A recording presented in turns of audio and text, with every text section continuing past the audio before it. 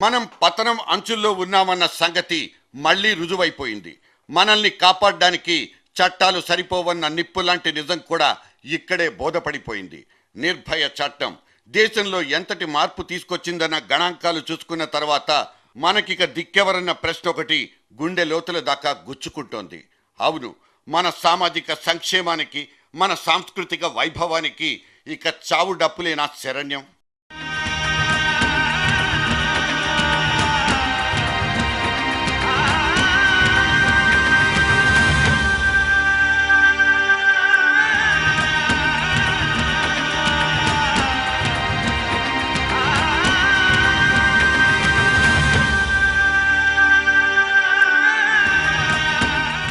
మహిళ మీద అఘాయిత్యం అంటేనే జడుచుకునేలా మన క్రిమినల్ చట్టాలకు కోరలు తొడిగింది నిర్భయ అనబడే మునుపటి దారుణం. కానీ మన సమాజానికి పట్టిన చెదను తుదముట్టించడానికి ఈ నిప్పు సరిపోదని ఇవాళ రుజువైపోయింది. ముంబై శక్తి మిల్స్ లో 23 ఏళ్ల వయసున్న ఒక ఫోటో జర్నలిస్ట్ మీద జరిగిన గ్యాంగ్ రేప్ నిన్నటి దాకా మనం భ్రమల్లోనే బతికామన్న నిజాన్ని ఎత్తి చూపించింది.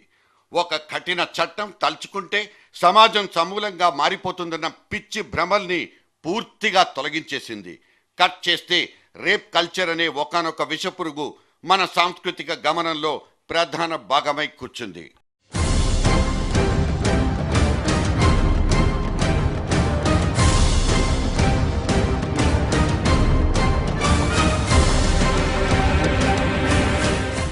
మహిళ మాన ప్రాణాలకు భరోసా లేకపోవడం అనేది సమాజ భద్రతకు సంబంధించిన కీలకమైన సమస్య. అర్ధరాత్రి ఆడ మనిషి స్వేచ్ఛగా తిరిగినప్పుడే జాతికి స్వాతంత్ర్యం సిద్ధించినట్లన్న మహాత్ముడి లెక్కే ఎప్పటికైనా పక్క. ఆ మాత్రం స్వేచ్ఛను సాధించుకోలేకపోతే ఆధునికంగా ఎంత ఎత్తుకెదిగినా మానవీయంగా మనందరం చచ్చిపోయినట్లే లెక్క. ఈ ప్రభుత్వాలు, ఇన్ని వ్యవస్థలు అన్నిటికన్నీ శుద్ధ దండగా. ఢిల్లీ గ్యాంగ్ రేప్ తర్వాత సిగ్గుతో తలదించుకున్న ప్రభుత్వం ఒక చట్టాన్ని రాసిపెట్టి పక్కకు తప్పుకుంది. కానీ ఆడవాళ్ల మీద లైంగిక దాడులకు అక్కడితో ఫుల్ స్టాప్ పడిపోయిందా?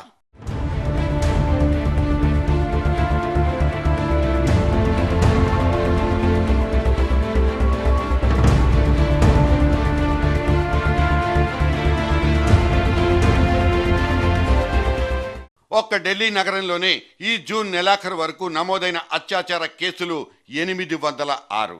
ఇందులో 16 ఏళ్లలోపు చిన్నారుల మీద జరిగిన అఘాయిత్యాలు అక్షరాల 380. అత్యాచారం తర్వాత మృత్యువాత పడ్డ అభాగిరిలో 12 మంది. దేశవ్యాప్తంగా చూసుకుంటే ప్రతి 30వ గంటకు ఒక ఆడపిల్ల మృగాళ్ల బారిన పడి లేడిపిల్లలా వణికిపోతోంది. శారీరకంగా, మానసికంగా ప్రతిరోజు చచ్చిపోతోంది. ఇన్ని సిగ్గుమాలిన లెక్కల్ని నెత్తిన పెట్టుకుని కూడా మనం ఇప్పటికీ జాతి భద్రత గురించి, మన ప్రజాస్వామ్య వ్యవస్థ గురించి ఊకదంపుడు ఉపన్యాసాలు దంచి కొడుతూనే ఉన్నాం.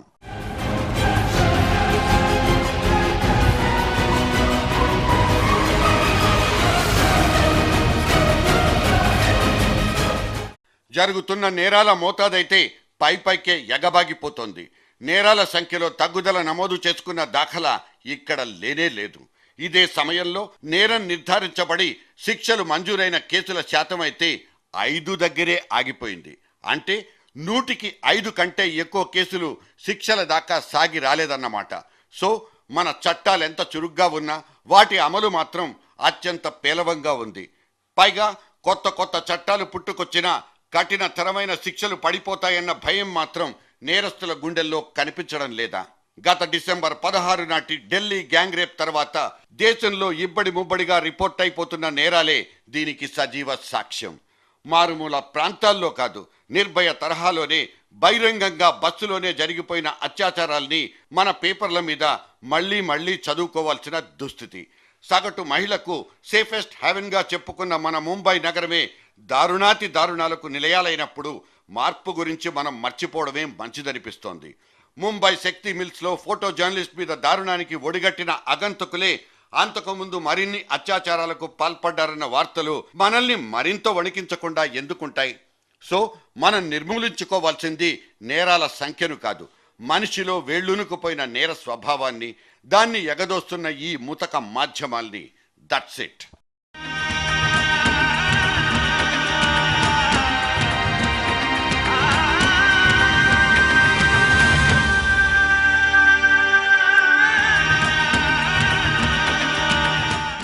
నేరగాడు మళ్ళీ మళ్ళీ బరి తెగించడానికి, యథేచ్ఛగా నేరానికి పాల్పడిపోవడానికి నమోదు కాని నేరాలే కారణమన్నది ఇంకో కఠోరమైన నిజం. కాకిల దాకా చేరి ఎఫ్ఐఆర్ రాసేసుకున్న రేప్ కేసుల కంటే బయటి ప్రపంచానికి తెలియకుండానే కాలంతో పాటు కరిగిపోయిన దారుణాలే ఎక్కువన్నది ఇంకో రిపోర్ట్. భయంతోనో భీతితోనో కన్నీటిని దిగమింగుకుంటూ ఠాణా దాకా వచ్చి ఫిర్యాదు చేసుకునే తెగింపు లేని అభాగినుల సంఖ్యకైతే మన దగ్గర లెక్కే లేదు. ఇలా సులభంగా తప్పించుకోవచ్చున్న భరోసా ఒక్కటే నేరస్తుడు మళ్ళీ మళ్ళీ బరితెగించిపోవడానికి కారణమవుతోందా? బయటకొచ్చి చెప్పుకుంటే న్యాయం జరుగుతుందన్న నమ్మకం లేకపోబట్టే దగాపడ్డ మహిళ గుబుల్నంతా గుండెల్లోనే దాచిపెట్టుకుంటోందా? సరిగ్గా ఇక్కడే పోలీసులు, ప్రభుత్వమే కాదు, సాటి సమాజం కూడా ఉన్నా లేనట్టే లెక్క. సిగ్గుతో తలదించుకుని పక్కకు తప్పుకోవలసిన పరిస్థితి.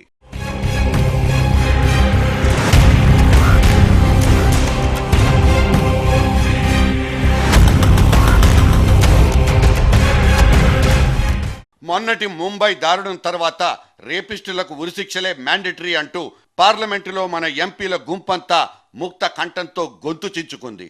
ఇటు మీ అజమాయిషీలో అత్యాచార బాధితులు మరియు నిందితుల మీద మీరు స్పందించిన తీరేంటో చెప్పండి అంటూ అన్ని రాష్ట్ర ప్రభుత్వాలకు కేంద్రం నుంచి తాకీదులు వెళ్ళిపోయాయి.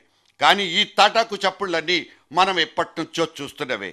చేతుల్లో కారప్పొడి పొట్లాలుంచుకోవాలంటూ ఆడాళ్లకు, పానిక్ బటన్స్ బిగించుకోమంటూ ఆటో వాళ్లకు ఆదేశాలు ఇవ్వడం దగ్గరే మన రక్షణ చర్యలు ఆగిపోతున్నాయి.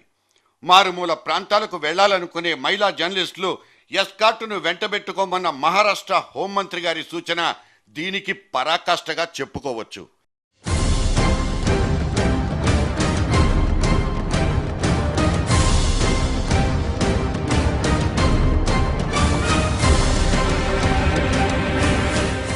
రాచుకునే చట్టాలతో మార్పు రాదన్న సంగతైతే ఇదమిద్దంగా తేలిపోయింది. ఇక జరగాల్సిన ప్రక్షాళనంతా సమూహంలో మాత్రమేనా? వెనకే ఉండిపోయిన మహిళను ముందుకు నడిపించాలన్న మన అభ్యుదయ భావం సంగతేమో గాని ఆ మహిళను కనీసం మనిషిగానైనా చూడాలన్న ఇంగితాన్ని ప్రదర్శనకు పెట్టుకోవడం ఒక్కటేనా ఇప్పుడు మిగిలిపోయింది? సమాజంలోని అన్ని వర్గాలు, అన్ని మతాలు, అన్ని మూలలు, అన్ని మాధ్యమాలు గుర్తించాల్సిన ఒకానొక అత్యవసరం కూడా ఇదే కావచ్చు. నిర్భయ వచ్చింది, కానీ భయం మాత్రం చచ్చిపోలేదు.